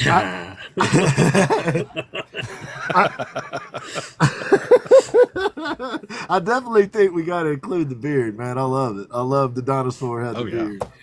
Freak, personally, man, you have my number. Same cell phone number I've ever had. I've only ever had one. Please reach out if I can ever be of service. I have a lot of respect for you, man. I just appreciate the way you move in the community, the way you treat people. You're an inspiration to a lot of us, man. And I'm so proud to see you on. I know it was a long journey to get to this point, man. I'm shaking. I'm so excited for you, man, because it was a hard struggle, man. It was a long journey. We were talking, it was over a year ago, I think, when we were talking about potentially having you on, and you wanted to work on some stuff. So my hat's off to you, man. Much respect. Black and red. And what is your favorite color? Black and red? Black and red. Okay. If any of y'all said anything in the comments, I got one bar that I can see and it goes too fast for me to read your name. So I'm sorry if I missed anything y'all said tonight. No worries. They were all talking smack, man. We weren't going. No, I'm kidding. I'm kidding. I want to hear the best ones. So, thank you everybody that came in to support Freak. Thank you for your continued support. Thank you in advance to everybody that's going to participate in the Darkosaurus project. That's what we're going to call it. Freak Morbidity's Darkosaurus project. Let's see if we can get some fun little artwork done. Maybe we can figure out how to convert it over into some stuff for him. They already know what to do. Give us red and black hearts for Freak. Please get some screenshots, Eve, if you're still in there, anybody, so I can send them to Freak. Man, we love you. We appreciate you being on here, man. Look forward to having you on again. We're going to have you on again in the future. That way we could show all of the products that come out of the Darkosaurus thing. You got to show how I've evolved. Yes, you gotta show us how you I devolved. show that every week, man. So I get it. That's awesome. All right, y'all. Thank you for the hearts for Freak. Man, they lit it up for you, dude. That's amazing. Absolutely Thank you. amazing. We really appreciate you being on the show, man. We'll talk to you soon. I'll talk to some people, and then I'll be back in touch with you later on in the week. Maybe you'll have a chance to get in touch with Haster. Please let me know if y'all get your stuff digitized, because I would like to get copies of it and see if we can. Of course, you would retain ownership of all of it. I just want to help facilitate getting them in the getting them available to the people. That's what we're looking for. Lost Paintbrush, good to see you. All right, y'all, throw this guy out of here. Nobody likes him anyway. Get out of here, Freak. Later, man. Later. Later, Freak. Thank you, brother. We appreciate you, man. Amazing dude. Y'all, Freak Morbidity, we're asking, please do some Darkosaurus art. We're going to see if we can, there it is, right there. Let me see here. Boom. Sorry, Freak. Got to go, buddy. There he is. Man, that dude is something else. He's a good one, man. I'm glad he finally came on, man. It's cool just to hang out and talk with him and to show people what he does. Because he goes and supports so much. And a lot of people might not know what he actually does, like the poetry and the cloud art, and then the pen and ink art that he does on his own, and the fact that he's colorblind and he's still doing all that stuff is amazing, man. It's really cool, different perspective on things. Yes. So I'm gonna mute my mic, which is your favorite time of the show, ladies and gentlemen, and we're about to bring you some of Ashman's basics. Hope you enjoy.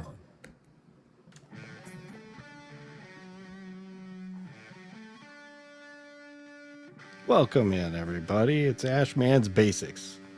Today, we're going to be talking about something a lot of people get upset about. That's tracing. So, if you guys are... Wow, that's a big picture of me. If you guys ever have had somebody accuse you of tracing and you get a little irritated, there's a reason for that, you know. And I had that happen this week, actually.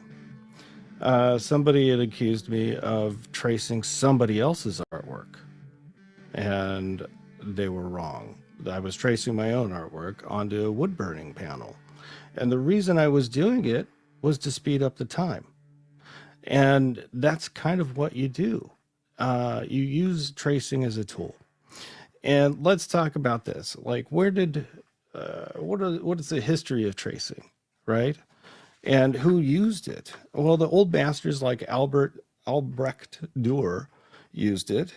He used devices like a camera obscura, which is a different way of tracing things, or grid patterns to trace things. Renaissance workshops tracing helped replicate designs for frescoes. So you don't think they just sat down one day and went, I'm going to just chisel this.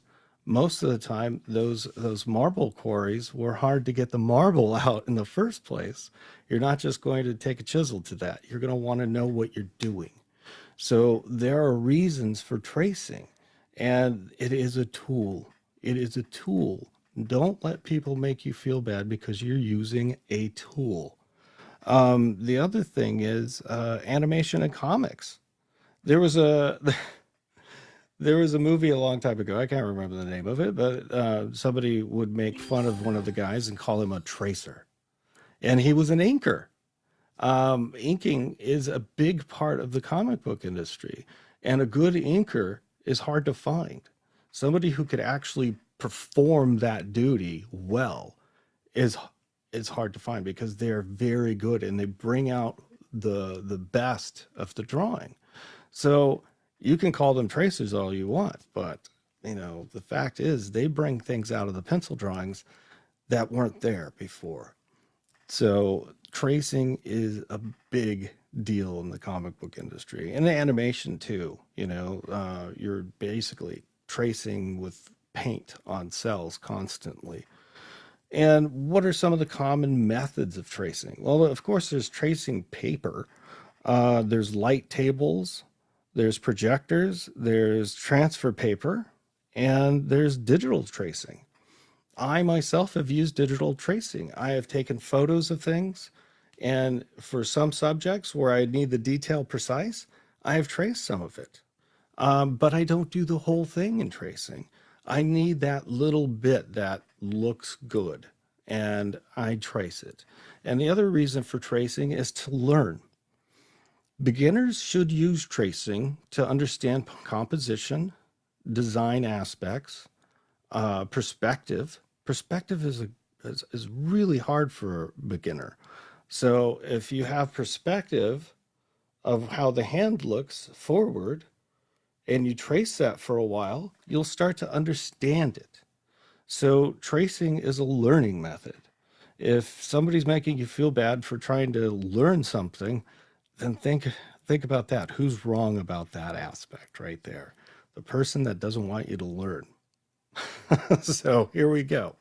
And projectors.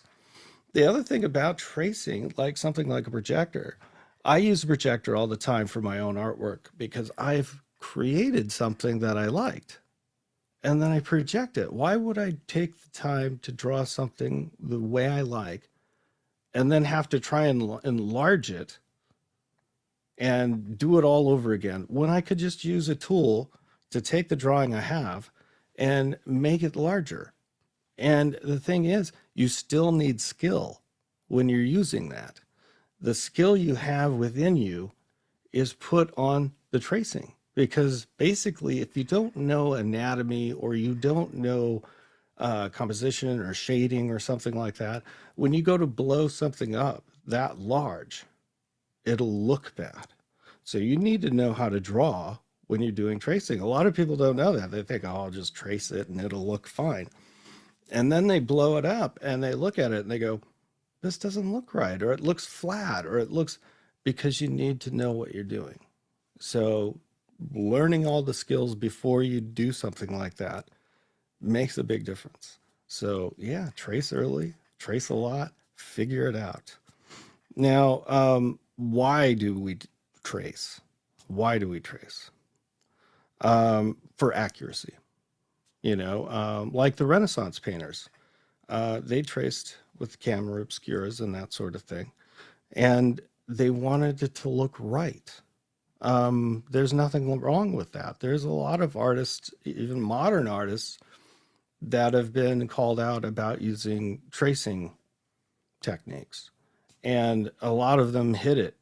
And I don't think you should. I think if you're using tracing, go ahead and say it. It's fine, especially nowadays. I mean, most computer programs and that sort of thing use tracing. And efficiency. I just explained something with efficiency. The fact that I took the time to create a very detailed drawing, took all that time. Why would I try and replicate it larger when I could just take the drawing and replicate it? Because that is efficiency. If you have a deadline, if you need to get something done and it needs to look right and it needs to look good, do some tracing. It's okay. It's okay. And like I said earlier, a learning tool, of course, you're going to learn how to draw composition and that sort of thing, anatomy, perspective, and commercial work. Tight deadlines, like I said, and it has to look like what the client has in front of you, right? You don't have carte blanche to do what you want when you're drawing a logo. That logo is what sells their product. So if you need to trace their logo, you better trace their logo to make sure it looks exactly like what the client wants. Now, the ethical arguments. Is it a tool like using a ruler or a reference photo? I mean, some people would argue that that it could be corrupted, and I can see that point. If all you're doing is tracing constantly and you're not coming up with your own ideas, you're not creating anything out of it, is it art? But that goes into a different direction. That's another topic for a different time. Is it art? And then, of course, we have, many acclaimed artists like Vermeer, David Hockney, those kinds of guys did that sort of thing. And finally, does it destroy the artwork itself if you're tracing? Is it art? That's up to you. That's all I could say. That's up to you. So that's what I have to say about tracing within art.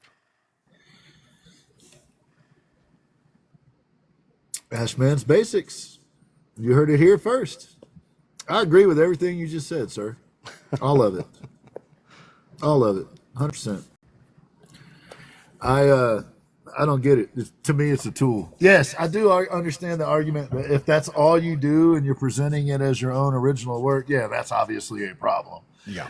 But I don't know. You know, it'd be like me saying that somebody building guitars that isn't doing it all from a tree by scratch from hand, because that's the way I do it, is full of you know what I mean? Like, yeah, there's some people out there making amazing guitars and they don't do it at all like what I do. They use the CNC machine. They send the body out to somewhere else to get it painted. But hey, they're still making guitars. They're doing what they do. Yeah. So they're just in a different price range. That's all. You know, it ain't a big deal. I agree, man. I think it's a false narrative there. Heard that, Laura Beth. Still glad to see you though. Thank y'all so much for coming in and supporting and being here. I really appreciate it. People showing up for the folks that we put on. I would like to say a couple folks have asked, Mama Tegan, if you're still in here, this applies to you. Harold, if you look here on TikTok on my main spot there, there is a linky winky thing that you can click, and in there it says connect with Ginn. If you click on that, it's just a simple little, we just get your name and your email address, and there's room for you to make a little comment. And that's so that we can add you to the list to be on the show if you would like to be on the show. I don't check TikTok messages. I haven't for months and months. It's been probably a year. If I happen to be on there and I happen to see your message, great, I'll respond to it. But I just, there's too many different things going on.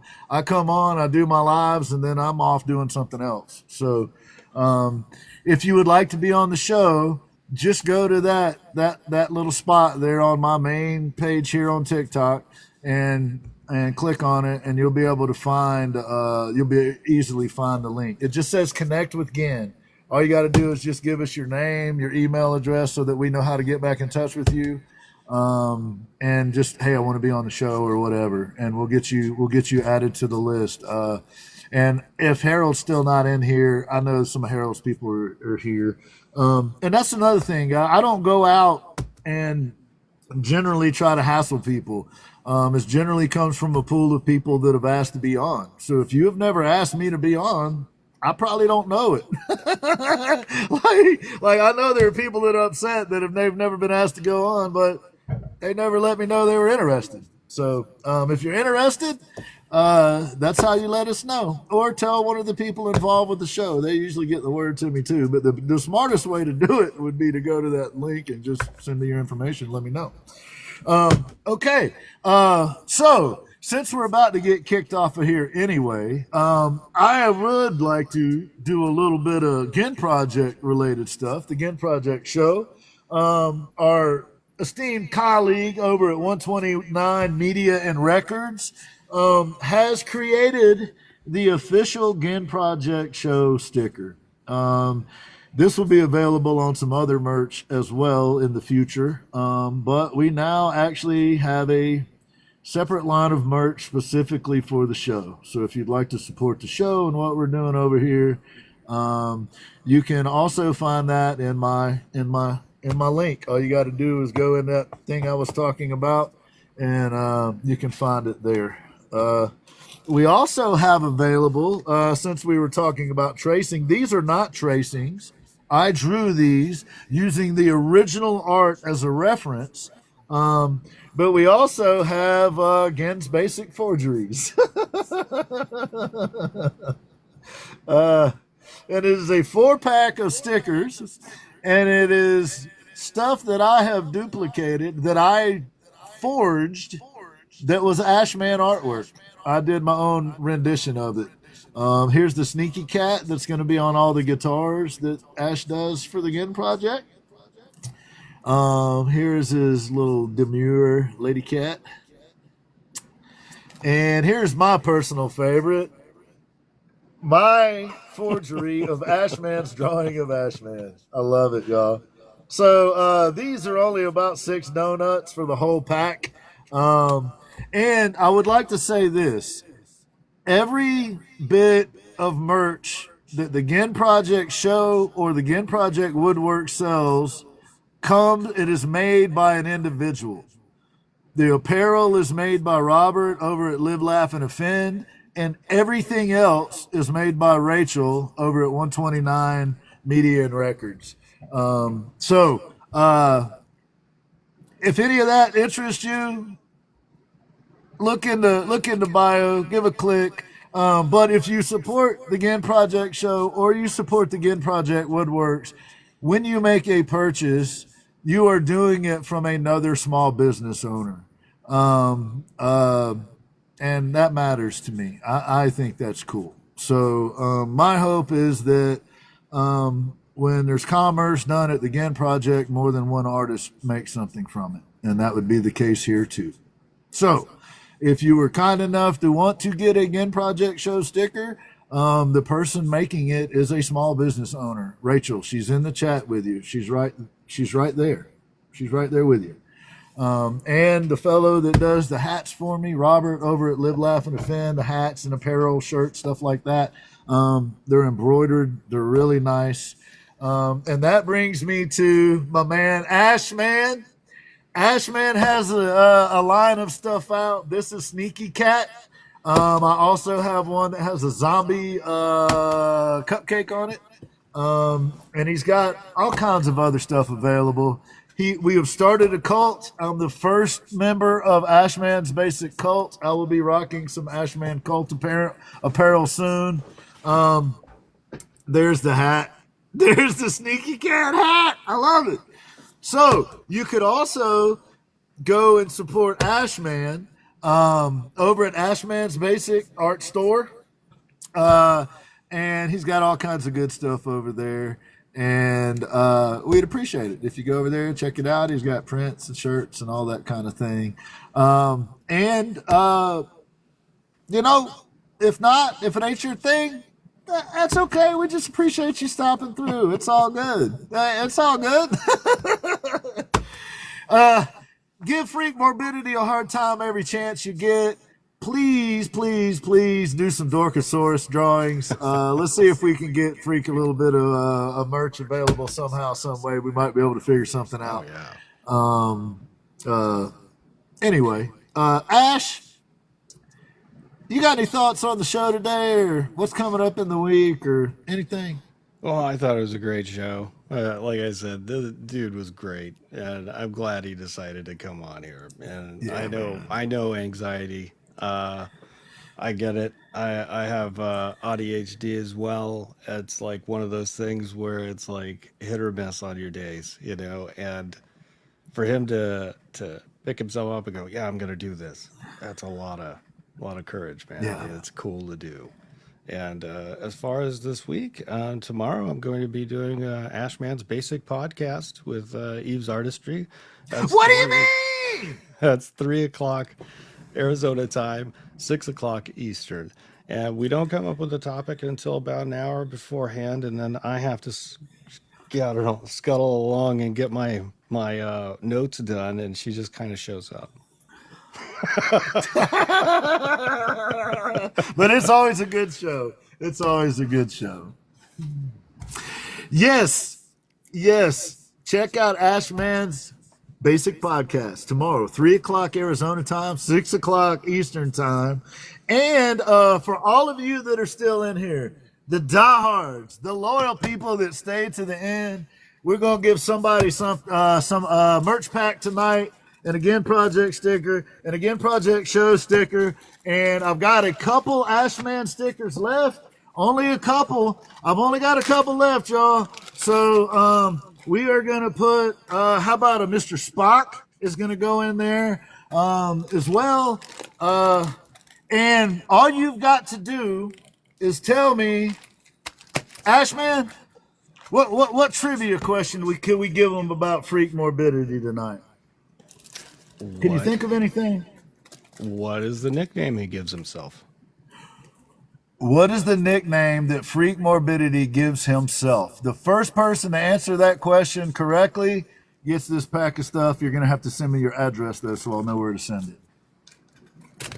Drop it in the chat. Drop it in. Eve, thank you for not telling.